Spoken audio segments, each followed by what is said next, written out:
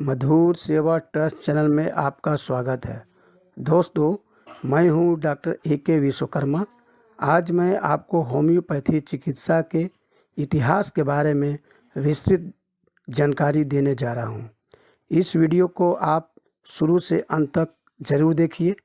Video अच्छा लगे तो सब्सक्राइब और दोस्तों में शेयर ज़रूर करें। तो चलिए वीडियो शुरुआत करते हैं। दोस्तों, एक कहावत है कि आवश्यकता आविष्कार की जननी होती है। ठीक यही घटना होम्योपैथी चिकित्सा के साथ भी हुआ।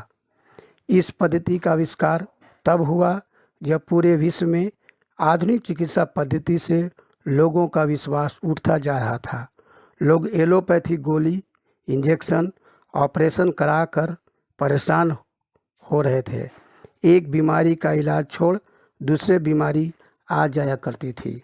खुद होम्योपैथी के आविष्कारक डॉक्टर सैमुअल हैनीमैन भी इस पद्धति अर्थात एलोपैथी आधुनिक चिकित्सा प्रणाली से परेशान हो चुके थे। किसी भी स्वस्थ शरीर में किसी एक दवा का बार बार प्रयोग करते रहने पर दवा के लक्षणों में सा उत्पन्न कितने ही रोग सदृश लक्षण प्रकट हुआ करते हैं। यदि किसी बीमारी में वे सब लक्षण प्रकट हो तो उस रोग में उसी दवा की सूक्ष्म मात्रा का प्रयोग कर जो चिकित्सा की जाती है उसे ही होम्योपैथी या सदृश चिकित्सा विधान कहते हैं। इस चिकित्सा की नींव महात्मा सैमुअल हैनीमैन ने डाली थी। वे जर्मनी के एक कीर्ति प्राप्त उच्च पदवीधारी एलोपैथी चिकित्सक थे। वे कितने ही प्रधान चिकित्सालयों में बहुत से रोगियों का इलाज कर अंत में यह बात उनके ध्यान में आई कि अनुमान से रोग निर्वाचन डायग्नोसिस कर और कितनी ही जगह अनुमान पर निर्भर रहकर दवा देने के कारण भयंकर हानियां होती है। यहाँ तक कि इस तरह से रोगियों की मृत्यु भी हो जाया करती है।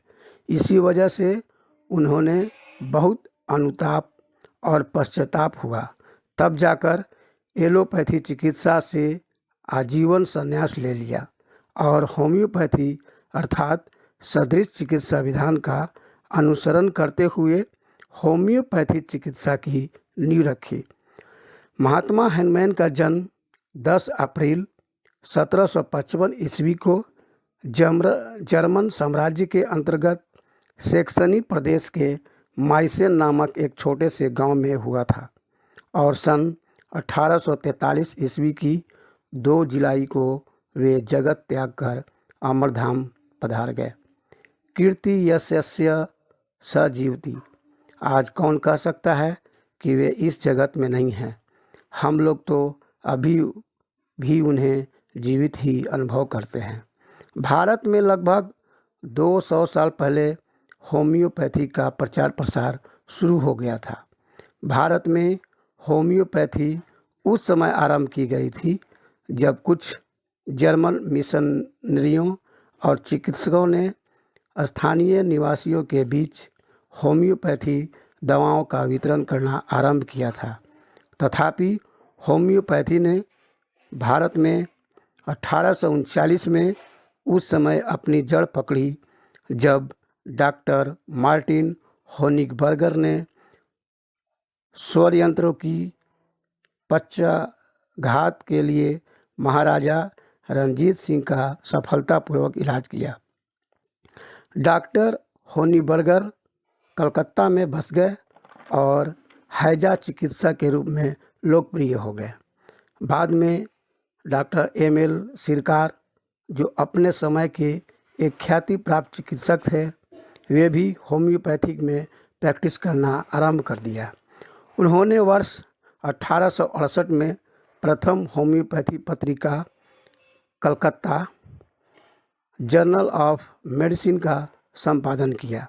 Doctor PC. मजूमदार और डॉक्टर डी.एन. राय सहित अनेक प्रसिद्ध चिकित्सकों ने प्रथम homeopathic medical college Calcutta homeopathy medical college को स्थापित किया। वर्तमान में होम्योपैथी को 50 से अधिक देशों में प्रयोग किया जाता है। इसे 42 देशों में अलग औषधि प्रणाली के रूप में कानूनी मान्यता प्राप्त है और 28 देशों में पूरक और वैकल्पिक चिकित्सा के रूप में मान्यता दी गई।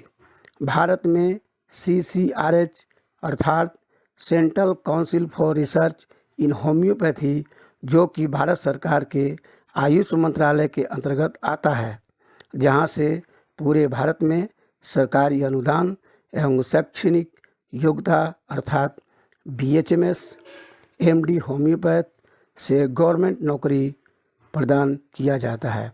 होम्योपैथी का विकास बंगाल से चलकर मुख्य रूप से बिहार, बंगाल, UP, राजस्थान, दिल्ली, पंजाब एवं उड़ीसा राज्य में सबसे ज़्यादा प्रयोग किया जाता है। इस तरह से होम्योपैथी को आज पूरे विश्व में 59% लोग अपना रहे हैं। धन्यवाद।